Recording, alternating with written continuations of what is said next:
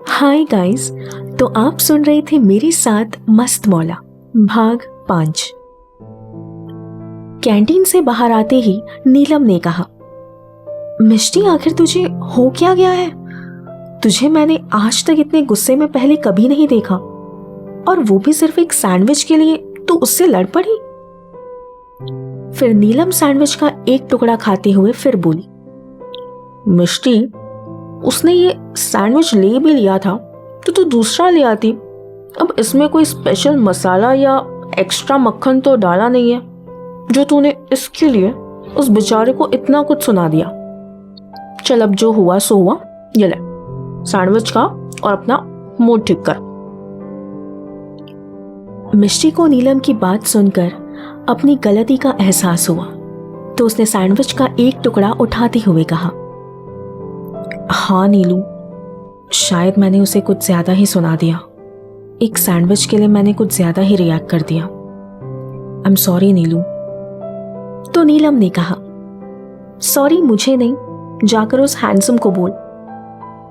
तो मिष्टी नीलम को घूरते हुए कहने लगी, देख नीलू, पहली बात तो वो हैंडसम नहीं है, और हाँ ठीक है, मैंने उसे थोड़ा ज्यादा सुना दिया, मगर इसका मतलब ये नहीं कि मैं उसे जाकर सॉरी बोलूं।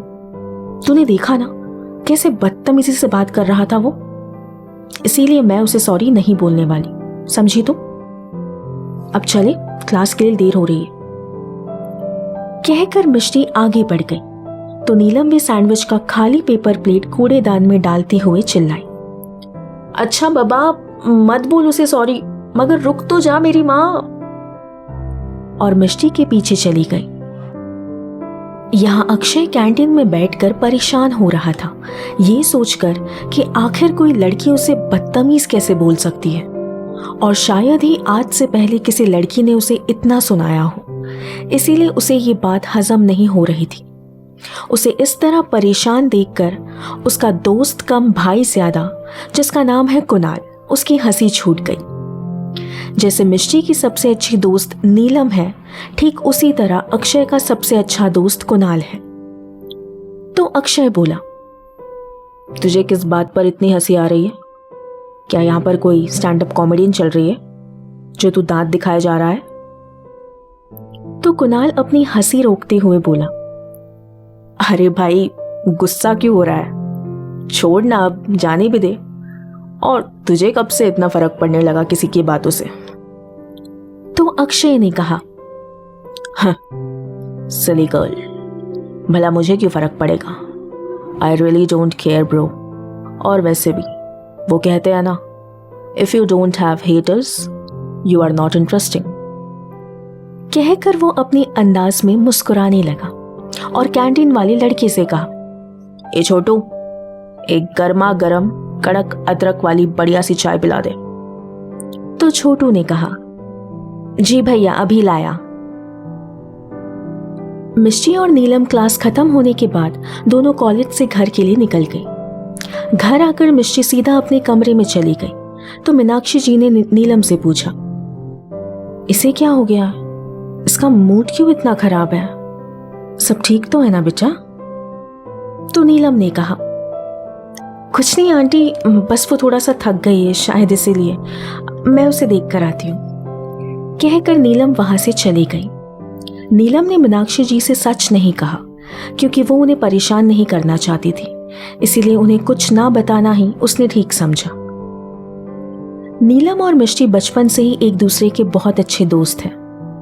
उनका घर भी एक दूसरे के अगल बगल में ही था, लेकिन एक दिन नीलम के पिता का ट्रांसफर सिंगापुर में हो गया, मगर नीलम मिष्टी को छोड़कर जाना नहीं चाहती थी और ना ही मिष्टी नीलम को खुद से दूर जाने देना चाहती थी। तो मीनाक्षी जी ने अरुण जी यानी कि नीलम के पिता से कहा, भाई साहब, अगर आप दोनों को कोई एतराज ना हो तो एक बात कहूं? हाँ मीनाक्षी जी, कहिए ना, क्या बात है? अरुण जी ने कहा। तो मीनाक्षी जी बोली, जब तक नीलम की पढ़ाई पूरी नहीं हो जाती तब तक नीलम को यहाँ हमारे साथ हमारे घर ही छोड़ दीजिए, फिर उसके बाद आप चाहे तो उसे अपने साथ सिंगापुर ले जाइएगा। और मिष्टी के पिता गुजर जाने के बाद मिष्टी को नीलम ने ही संभाला है, इसीलिए मैं कह रही थी अगर आप नीलम को यहाँ रुकने की इजाजत दे तो अच्छा होगा, बाकी आप जैसा ठीक समझे। तो नीलम की माँ शीतल ने कहा, अरे मीनाक्षी, इसमें ऐतराज होने वाली क्या बात है? नीलम भी तो तुम्हारी बेटी ही है ना। और वैसे भी नीलम भी मिष्टी को छोड़कर यहाँ हमारे साथ जाना नहीं चाहती, तो मुझे कोई ऐतराज नहीं है। तो अरुण जी ने भी अपनी सहमति दी और नीलम को एक बार अपने गले से लगाकर मीनाक्षी जी को उसका ख्याल रखने का बोलकर दोनों सिंगापुर के लिए निकल गए। और उसी दिन से नीलम मिष्टी के साथ उनके घर रहने लगी। नीलम मिष्टी के कमरे में आई और बोली, मिष्टी क्या हुआ है तुझे? तू ऐसे आंटी को बिना मिले सीधा अपने कमरे में क्यों चली आई? तो मिष्टी ने कहा, कुछ नहीं हुआ है नीलू, अगर मॉम से मिलती तो वो मेरी शक्ल देखकर ही समझ जाती कि पक्का आज कॉलेज में कुछ तो गड़बड़ हुई है। और तू तो मॉम को जानती ही है, फिर उनके 1000 सवाल और जवाब शुरू हो जाते, इसीलिए मैंने उन्हें इग्नोर किया। तो नीलम बेड पर बैठते हुए बोली, अच्छा, मुझे लगा तू अभी भी उस अक्षय के बारे में सोच रही है। मुझे क्या किसी पागल कुत्ते ने काटा है जो मैं उसके बारे में सोचूंगी? मिष्टी ने नीलम को घूरते हुए कहा। तो नीलम ने कहा, क्या पता, शायद तुझे आज रास्ते में किसी पागल कुत्ते ने ही काटा था, इसीलिए तो आज कॉलेज में ऐसे बर्ताव कर रही थी।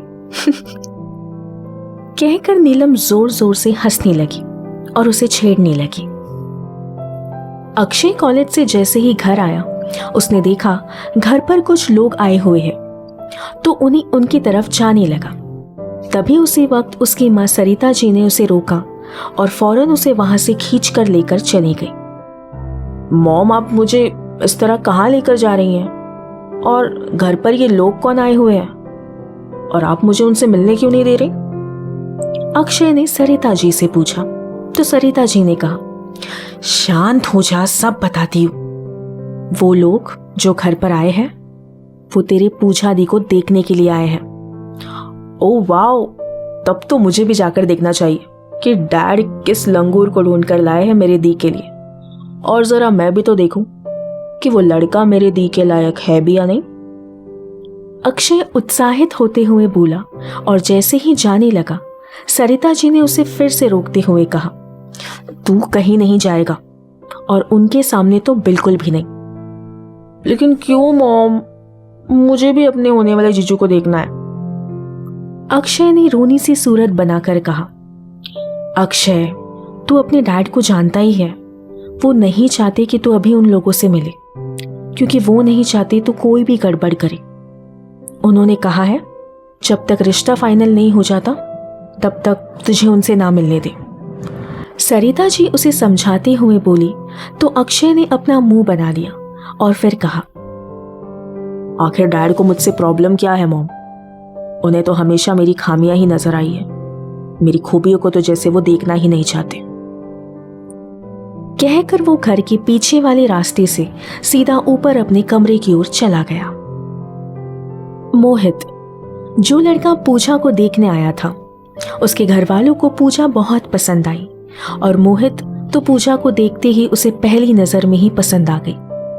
पूजा बहुत ही सुशील और समझदार लड़की थी। साथ ही उसने मुंबई यूनिवर्सिटी से MBA भी किया था और वो दिखने में भी बहुत खूबसूरत थी।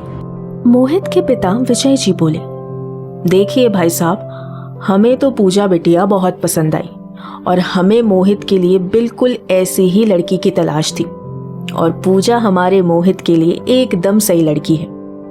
तो मिस्टर वर्मा यानी अक्षय के पिता ने कहा, जी, हमें भी अपनी पूजा बेटी के लिए एक नेक लड़के की तलाश थी और मुझे नहीं लगता मोहित से बेहतर लड़का पूजा के लिए कोई हो सकता है। तो क्या मैं ये रिश्ता आपकी तरफ से पक्का समझूं?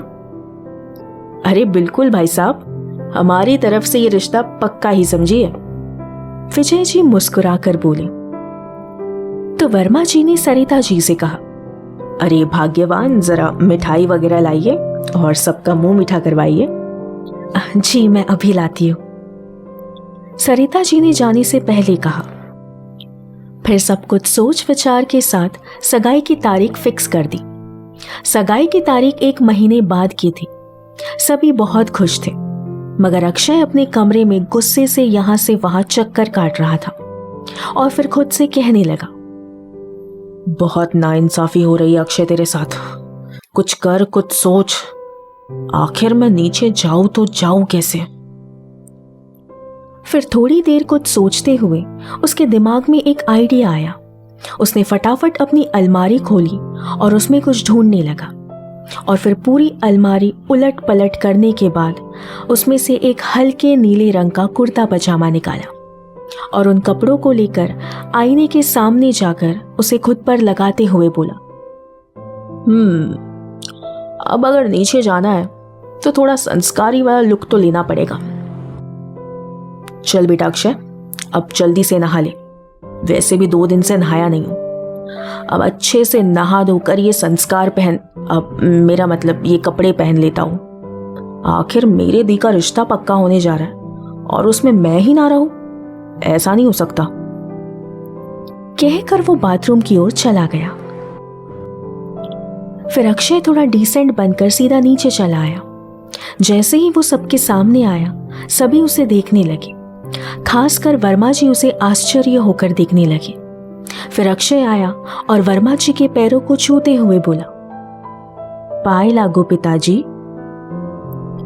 वर्मा जी ने जैसे ही सुना, उनका मुंह खुला का खुला ही रह गया। उन्हें तो जैसे अपनी आंखों और कानों पर यकीन ही ना हुआ हो। हम बहुत जल्द मिलेंगे कहानी के अगले भाग में। सुनते रहिए अपने RJ सेट के साथ मस्त मौला। Bye bye.